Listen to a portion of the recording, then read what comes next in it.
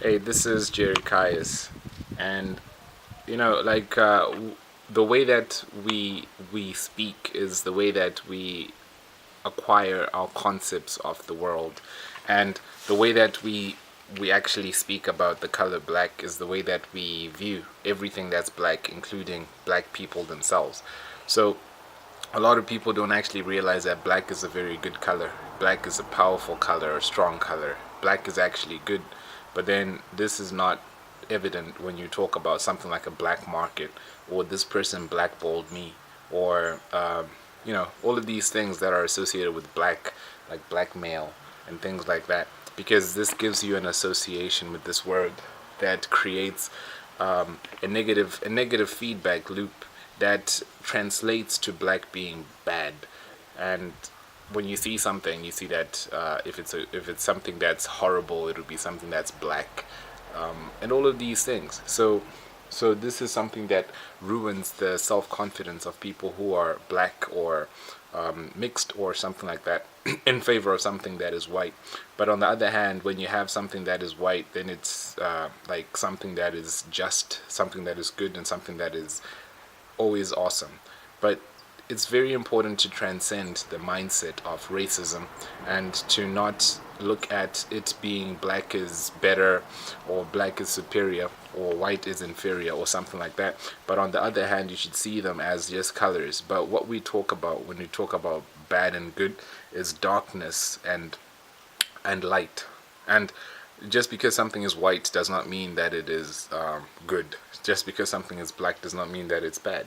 But then what we talk about is darkness. And when we talk about darkness, darkness actually means ignorance. When we talk about darkness, we're talking about ignorance. When we talk about the world was dark and it was void and dark, we're talking about that there was no consciousness in the world. Everything was ignorant of existence. This is the black that created everything because of that darkness, ignorance, and then let there be light, and then there was light, and then that light is knowledge. Because when you read this scripture, you see that let there be light was the first commandment, but then let us and then they created the stars and the moon and the sun on the fourth day. So there was already light, but then there was no sun, moon, and stars. But that was on the fourth day. So let there be light means let there be awareness, let there be knowledge. And darkness is referring to ignorance. Darkness is not referring to blackness. Blackness is something that is good, but darkness is something that is bad. So when you understand that the way that we speak is the way that our universe is actually created, you realize that just because something is black does not make it wrong, and just because something is white does not make it good. Because at the same time, what white represents is lifelessness or void. Because sperm is white, it gives life, but then it's void of life. The life is actually in the black egg, which is inside the darkness, which is inside the black. So it is the white void that gives it the catalyst in order to create life through the womb and then the matrix. So when you look at it that way, you'd see that when you have a ghost, it is lifeless and it's usually white, like Casper the friendly ghost. So all of these things are just pointing to simple colors. And through these colors, if you watch the video called Black and White or Black is a Strong Color, you'd realize that all of these colors are actually opposite spectrums of the same thing. They're the same thing, but then they're just opposite spectrums. So all of these are actually light, because when you burn firewood, it burns black, and through the blackness you get the light. Like a candle wick is black, and because it's black, that's where you get the fire. So fire is the black light. And then when you have something like electricity, it burns white or it doesn't burn at all. This is a reflection of the sun, or the reflection of what's already there. This is how you get white light, and this is how you get this mentality that you can actually attain through these colors. So When you have black, it doesn't mean that you're dark. When you have white, it doesn't mean that you're light. So this is something that is supposed to be understood and translated in a way that is cohesive. Because in my languages, in the Bantu languages, what we call a white person is murungu, and in some tribes, what they call God is mulungu.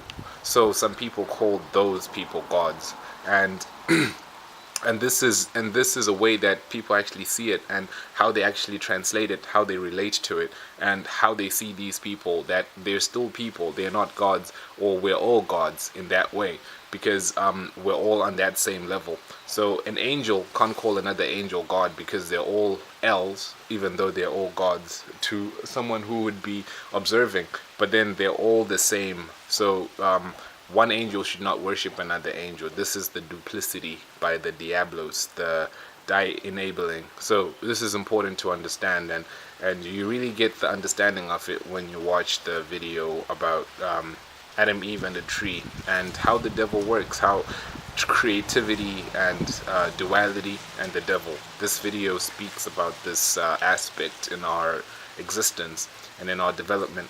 So knowing this is understanding that you have to create an objective view of the world and how society labels certain things in a way that is sometimes erroneous, in a way that is not always representative of the true facts of the matter. But this is actually what creates the subconscious reality which governs the conscious realm. So knowing that the subconscious is being triggered by these elusive and fictitious understandings of what black and white is and what light and dark is, then you'll be able to understand that people perish from a lack of knowledge, and this knowledge is light. This knowledge is a lack of darkness. So when you have knowledge, it means that you now have the awareness to find light. So finding light is being able to know what the being able to know in general, period, being able to know. So this is having consciousness. Consciousness is awareness, but consciousness is making your subconscious conscious. So when you have the subconscious elements in this world that trigger you through symbols, signs, and actions and things like that, then you'll be able to make those subconscious elements conscious in your everyday walk. And through this, you have an environment that is based on your own consciousness, your knowledge, and your light, which is awareness. So whether you're black or white does not make you inferior or superior. But what makes you inferior or superior is really who you are as a person, how you actually emanate the light, and how you actually express the inner core of who you are, what you're capable of doing, and all of these things, instead of just relegating this to the likeness of your skin tone or something like that. Because you have to realize that everyone in the world has a heritage. So many kingdoms were great, and in every continent you're gonna find that there were people who were great in your continent, whether you're Asian, Indian, Chinese, Korean, from Indonesia, from the Pacifics, from the Caribbeans, or you're African, wherever you're from, you have to know that you have a heritage. But the reason why I emphasize more on the African heritage is because, first of all, I'm African, and secondly, the basis of all of the world domination was centered around the Africans, because they are the first to be conquered, but they were the first to be civilized. So through this understanding, a lot of people have not been able to get the roots of their African heritage and their ancestry in order to know exactly what they are capable of doing, because knowledge is power. People perish from a lack of knowledge. So if I were to know that my great granddad was the first astronomer, right, or he was actually the first person to space, that would impact my heritage in a very different way. And this is the same way that people who preserve or understand their family trees are able to inherit the things that come through that knowledge. Or this is the same reason why it was important in the book of Matthew to first start with the genealogy of how Christ came to be. This is why it's important that Jesus was asking the Pharisees, so whose children are you? Then they're like, no, we are the sons of Abraham. Whose children are you? And then it's like, no, I am that I am. So this is important to know this so that you actually can find some